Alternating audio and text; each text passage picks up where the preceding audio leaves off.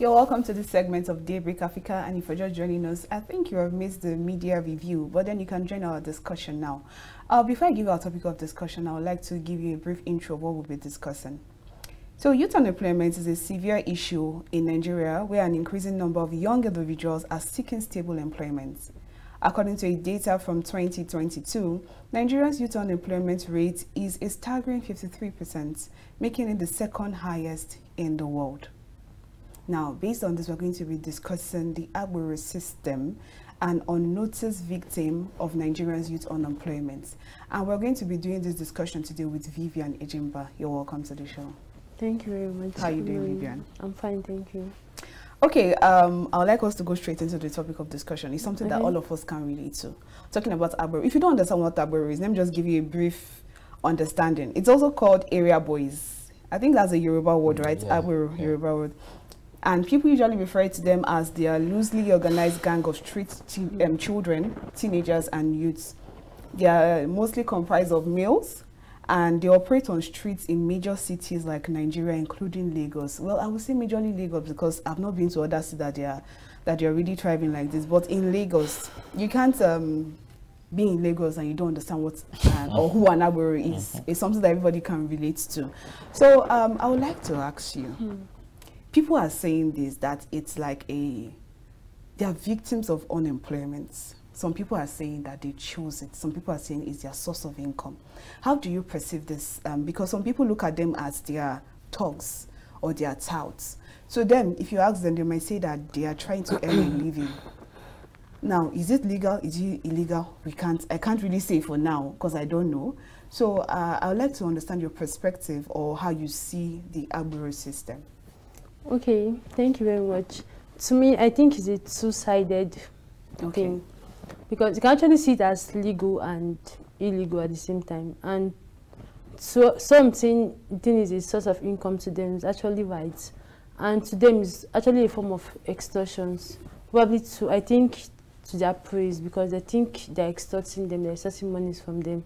Because you mostly find them in areas where there are no toll gates. Because if you go to places like where there's a toll gate or other environments in Lagos where there's a toll gate, you won't see the Agberos. Or even at Keja, maybe you're heading towards the MMA, that's the Murtala Mohammed International Airport. You won't see them because there's a toll gate that are collecting money from car users and all of that. That's commuters. Yeah. Now, the Agberos are mostly found in areas like Oshodi, Yanopaja, Yanoba, Maitu. You mostly see them. And they're under a union, which is the NURTW, which is the National Union of Road Transport Workers. So they're just like a means of tax collection. They collect taxes from drivers, even from tricycles and motorcycles. They collect taxes, and they're of different price, different range. 200, 300, 400. Before we get to that range, I'd like to get Tolu's thoughts on this. Okay. Yes. What do you think about this? Well, I think just like you've earlier highlighted, it's something illegal in the sense that, okay, let me take it on two sides. Okay. One, it's legal, and the other way around, it's not. First, when it comes to legal, just like Vivian said, it's a legal thing because originally fees are supposed to be gotten from commuters, the drivers, and they are to pay certain charges to NURC or whichever body is concerned now, and certain amount is going to the government, and of which I know the government is regulatory body to this. So that's where it's legal. But on the other way around, where it's illegal, where our attention is now, it's the point of extorting people, and not just extortion. At times you get them harassed you, sometimes they abused you, and in fact sometimes it ends to fight, a big one, and it calls for serious concerns. And it's a choice. Yes, it's a choice. There are other better ways which you can exploit your energy, where you can venture into. Some of us learn craft. Despite go to school or whatever. Some of us still have something we do with our hands. So if there are many ways an individual can go about hustling, I think that's what these guys will. Yes, that they are hustling, but there are other things you can do. But if we are to look into it again, assuming they've been properly monitored, I think it wouldn't have gone to this extent whereby they harass people, they extort people unnecessarily. So for me, it's called for serious concerns, just like you said, that the unemployment rate led so many to, and that's why I said it's a choice. There are other things you can do, not basically for you to become an Agbero. That, in fact, okay, hold on. I think Vivian has a reply for us. Okay, concerning what he said it's actually a means of extortion. Now, this Agbero, they don't see it as a means of extortion. I think it's the drivers, the commuters that sees it as a means of extortion because they don't want to pay their tax. Because most of them have been issued tickets. Yeah, it's very obvious. You give them ticket, they're like, they don't want to pay the ticket. The ticket is 500 naira. They want to pay 200 naira. They don't want to pay ticket. So, you know, these are, like, how would I put these are revenues where which governments have their own money. So whenever they collect all these monies, they always have a head, which is a chairman. You're not offended with this system. It's not like I wish we could get an Agbero to come here and explain to us so that we can understand. Exactly. Because clearly, from what I can pick, from what you're saying, it feels like you're not offended, and it feels like Tolu and I are the ones offended by the Agbero system. Honestly. Okay, but it's cool. I think she understands it. Maybe that's why, and we don't understand it. But what I can pick from what you're saying, like you said, that it's not available, or you can't find them at places where there are toll gates and stuff. Exactly. It's just like a form of tax payment. But are we sure the money is properly remitted? That's because my I point. don't need to give account of what they do or whatever it is. Even because if you're talking about system, tickets, I have been in the bus going from Ojota to Maito before, and when we got to Oshodi, speaking about Oshodi, the Agbero in that place, they don't have mercy. Like, they can, I don't know who is meant to collect. 3 people can come to a bus to collect money. At a time, yes, and you see the conductor, 100 naira to this one, 100 naira to that one. Like, how much are they making? If really there is a proper system that they're remitting the money to, maybe I can understand. That's why I'm saying that there will be a day where we get an Agbero and someone in NURTW to come here and explain what exactly is happening. But what we can see on the road is that they are causing a lot of chaos on the road. Sometimes I think about it like, is their life not at risk? The way they run after cars, the way they hit cars, like the way they cause dents on cars, you get. And if we're not careful, permit me to go back to this reference and also highlight what Tolu said. Tolu mentioned something about is a choice. Everything we do in life is always a choice. Yeah. Though I have seen that, I know everybody says it, that we all know that Nigeria, the system is not working and stuff like that. People give their experiences and stuff like that. But I don't know. Let me go back to during the case of Mohbad, when it was really hot, people were talking about it. The Sam Larry, that where the video surfaced that Sam Larry bullied Mohbad. People went down to his history. And they went back down to the fact that he used to stay at one, either a Legushi beach or so, and just collect money from people. And people started making reference to this Togri, tout, Agbero system. So some people are now attributing it to the fact that it's giving birth to more touts. I don't know, but that is giving birth to more. Maybe if they regulate it properly, I will understand better. Of course, I know of Lagos State government and the agency or NURC, the most common body we know for this kind of a thing, it's strictly monitored by the state government. I don't know how to put it now, but there is a person in charge, which we all know, MC. That's the man in charge, and I think he's part of the government, and this agency is strictly attached to Lagos State government, and I want to believe the government is not doing well to monitor this mess we've been finding? I think there's something you're actually missing. Okay. Because this NURTW, they're actually an independent body. Yes, an independent unit. but... So you don't expect the Lagos State government to go inside and look at everything they are doing. It's not done that way. Sorry. But we had a case where, Okay. A particular governor, a particular candidate, he was contesting to be the Lagos State governor in the last election. And he was really fighting about this Togri system, and he was like, that he was going to eradicate it and put an end to it. So if we're saying that the government should not come in, if we're saying that they are that good or they're helping the system, would he have been against it in that manner? I don't know. You know, in every trial there's always a Judas, and in every negotiation there's always a bad egg. There's a bad egg in it. So because me, I feel this union, you mostly see them at by the road, at motor parks. They're always with uniform. They're always on uniforms rather. But you find some of them not in uniform. Those ones are, I think those are majorly the bad eggs among them, because also you see them with yellow. Sorry. If you are pointing to them or referring to them as the bad eggs, why are the owner of the vehicle still paying them? That's the ones that you see them as being extorting from the commuters, because those ones putting on yellow uniforms and green caps, they are legally collecting their taxes from commuters. Those putting on white and green uniform, those don't even civilize them. What would I even call it? The Nigerian in color, green and white. They are collecting their tax for Lagos State government. So me, I believe those are some mufti that collect from, what would I call it, from motorcycles, from tricycles. I think those ones will not remit that issue everything. Tickets to them, tickets, right? Yes, exactly. Because I've witnessed the ones that don't issue tickets at all. They just collect the money. Exactly. Okay, now let's look at them from this perspective.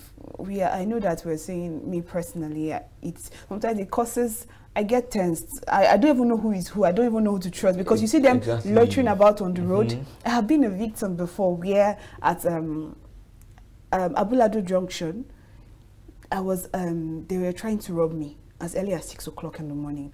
And during the day, you will find them, they are touts, they are collecting money from people. But at night, when nobody is watching, where you can't see their faces properly, what do they turn into at night? We can't really know.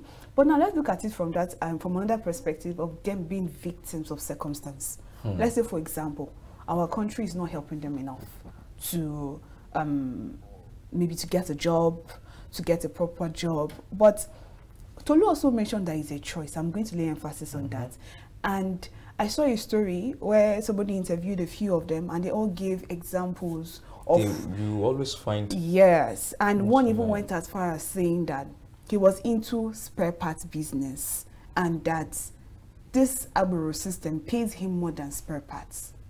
Sorry for that's the honest truth. That's the honest truth. Honest truth. Yes. But I don't agree, because I have people. Me, you're looking at me from head to toe. I'm a product of spare parts. Did you get? That was the business my father was doing, and it's still there. We have people that are doing this business because the person gave an example and narrated that he gets like 2,000 to 3,000 in a day. I don't know the aspect. Yes, that's a daily income for them. For the person. Yes. But no, this one now, he was saying that, but when it comes to the Agbero system, they get like 3,000 to 5,000 or so. I'm not really sure of the exact price. So is it that we are really just finding an excuse to do another thing, or really, because there are menial jobs that people do and they are patient and they get their wages and they try to survive with it? Is it that we are greedy, or we are desperate, or we can't just be patient, or really the system is not working at all? I think the system is not just favorable to everybody. Yeah, it's not favorable to everybody, because some persons earn from it, while some persons are just there, still hoping for their daily bread. So what I think necessary is, you said something earlier that going into Agbero is not just, how would I even say it?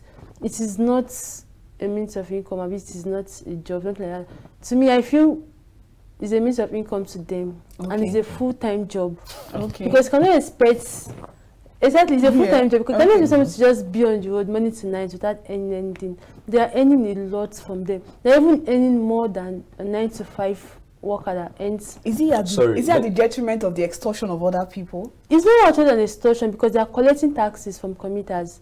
They are collecting their own money. Now, for instance, let me give an example. Okay. I at an Agbero now. I earned, let me say, 20,000 naira daily. Okay. Like then I'll have to, at night, I'll now go to my chairman and we'll meet, let me say, I will meet like 10,000 naira. Oh, okay. Then the main 10,000 naira is my own. To yourself.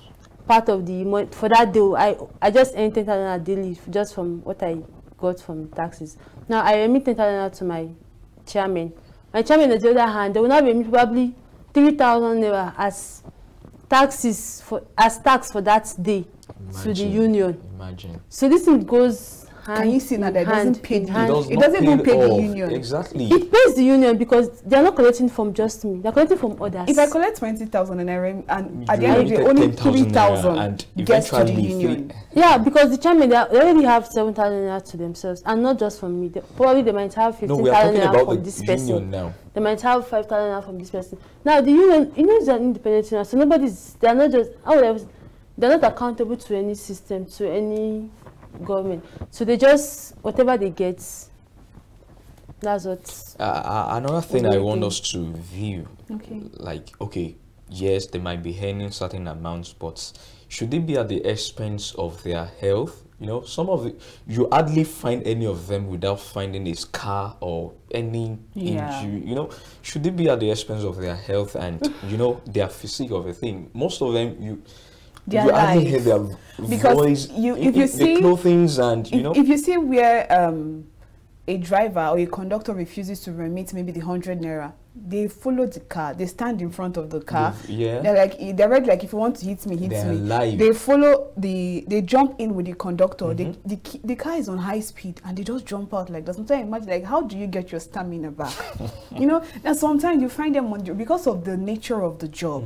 They end up they're always on either maybe drugs, smoking. They have taken a lot of drink. I heard one shouting one day, and I don't know what was happening. Their voices were going up. Somebody had come and said, like, it's not you that smoke. I also smoke, but comport yourself. Exactly. So you might see it as, okay, it's a way that they are making money. Yeah, but why does the society now look at them as they are not they are unfit to fit into the society? Like, you get when you see an Agbero, it's just like you're trying to avoid them. Like, this one is a bad. There's this kind of stigma with them because either they are not patient. Let's talk about their impact on the transportation, cost of transportation. Now let's look at it in the sense that I narrated something to you yesterday. I was going from from Abulado to Yanoba. I entered a small bus. I paid 100 naira. Coming back, the same route. Yanoba to Abulado, I paid 300. And everybody was complaining, why? But I paid 100. The driver said, this particular place we are, the tout here, are going to collect 300 naira from me. That's one seat. Now, if I don't collect this 300 naira, I will not make any profits on this my transportation. But if I'm coming from Abulado to Yanoba, I will still collect number 100 because they are not at that particular point to disturb me. So don't you think it has more like ripple effect, negative ripple effect on transportation, on people? But I know, understand what you're saying. You're saying that there are people that use uniform, but if there's good and bad, I believe the good should pursue the bad. So why are the ones on white and green also still accepting those on mufti that are using take up their So I can't really. Some of them on mufti are actually apprentices. They are still trying to learn the work. Yes, that's the honest truth. They are still trying to learn the work. So that's why you see them on mufti. Probably they have not seen their uniform for them. That's the truth. Oh my God. But I don't want to believe those on mufti are members of this union. They are members. They are. Because initially, before now, they were on mufti before they give them uniforms. They were on mufti before now. Okay, now let's look at this way. Let's look at this way now. Looking at talking about trace, like I said, I was going to emphasize on that. The fact that we're in Nigeria and we also know that if we allow ourselves to be victims of where we come from, trust me, I won't be here today. I'll be somewhere else doing something else or something that is unworthy. So is it okay for me to just say, because of the kind of environment I find myself in, let me just do whatever is available? is it going to be okay for me to do that? I know that the system might not be working. I don't know ways where I can do some other things that will not cause harm to me and other people. Is there not a way that I can try and at least even make? And I see there's sometimes when I go to market, I go to places, I see some men do some kind of jobs. I even tend to pay them double, because it takes a lot of courage and humility for them to do that. There are so many options outside. You understand? I understand that, yes, the system might not be working, but then as Nigerians, as youths, we should try to do better. There are remote jobs, there are online jobs, there are menial jobs that people can do to earn a living. And even if it is a part of the tax system, can it be properly regulated? Let's know who we are paying to. We are paying to, and the essence of paying this tax and what this tax are being used for. Exactly. Let's understand properly, because as well, I even feel bad for the drivers. They just keep paying at every point. Can there be a proper breakdown of how the money is remitted, how it is managed, the purpose for which it is paid, at what point is it paid, at what junction? Roads. Yes. At what junction? I can pay at this junction, this next junction where the camera is, I'm paying on another I'm sorry to cut into your flow. I think not here in Lagos alone. I can remember during the COVID year, that was 2020, I was going to Calabar. Between Delta State and Onitsha Bridge, to Anambra, this Agbero of a thing, we were stopped not less than 10 spots. You can imagine. You hear, I'm from national this, that one I'm is from really state this. extorting. So you can imagine. If it's Onitsha, they are there. But when you talk about you're coming from Asaba, Delta State, I don't think there are anyone's there. They are. Aside the moment you get to, aside the men on uniform, the policemen and all the you understand. But when it comes to Onitsha, you find the same Lagos Agberos right there in Onitsha. Okay, now thank you guys. We've aired our views. We understand. We're just here to air what we understand by this Agbero system and how it's affecting us. Actually, so we will do justice by bringing in an official that will come and explain to us properly how everything is done, how the money is remitted, what the purpose of the money, at what point do we have to pay. Because there should be a regulation on how they stand on the road. 10 people cannot stand at a point collecting 100 naira here and there. Thank you, Vivian, for your thoughts and your opinion on it. Okay, viewers, will be going on a short break, and when we return, Daybreak Africa continues. We will be right back.